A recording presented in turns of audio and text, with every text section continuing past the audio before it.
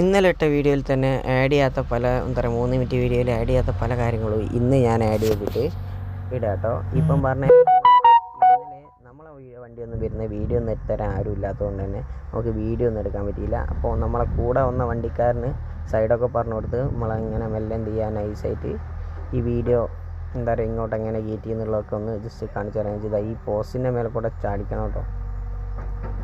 അങ്ങനെ ഈ ചേട്ടൻ വണ്ടി കൊണ്ട് അങ്ങനെ കയറി വരുന്ന ഓരോ വീഡിയോസും കാര്യങ്ങളൊക്കെ നല്ല നൈസായിട്ടൊന്ന് കാണാം.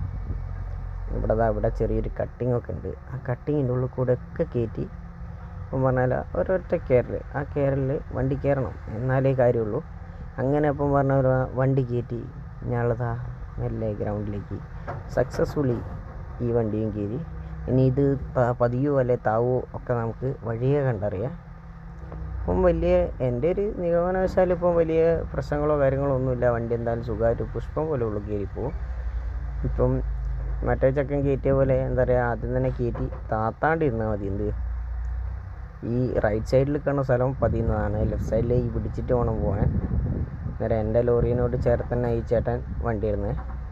അപ്പം വേറെ വലിയ പ്രശ്നങ്ങളോ കാര്യങ്ങളോ ഇല്ലാണ്ട് സുഖമായിട്ട് ഈസി ആയിട്ട് തന്നെ നമ്മളെ ഈ 3 ലോറിയിൽ 2 ലോറീൻ്റെ ഉള്ളിൽ കയറി. ഇനിയും ലോറികളുണ്ട്, ടോട്ടൽ 5 ലോറിയുണ്ട്. ഇനിയും 2 എണ്ണം കൂടി കയറാനുണ്ട്.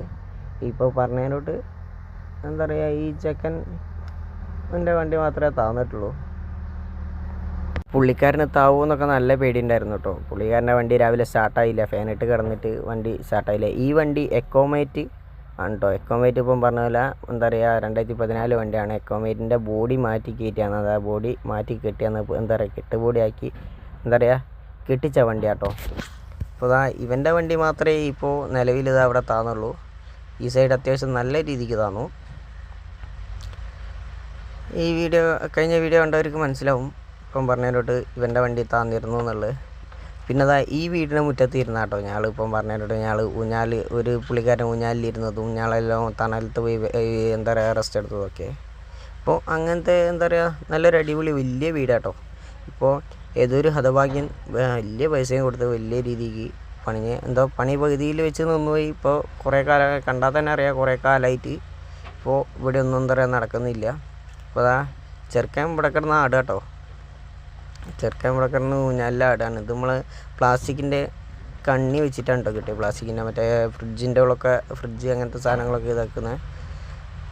ഇപ്പോൾ ഈ പുള്ളിക്കാരന്മാർ ഭായിമാർ വന്നപ്പോൾ തന്നെ ഭായിമാർ ലോഡ് ഇറക്കാൻ തുടങ്ങി. ഇനി ക്രെയിന് വരുന്നുണ്ട്. ചെറുക്കൻ്റെ വണ്ടീനകത്ത് ലോഡ് ഇറക്കിയിട്ട് കയറ്റാനുള്ള പരിപാടിയാണ്. ലോഡ് ഇറക്കിയാൽ സുഖം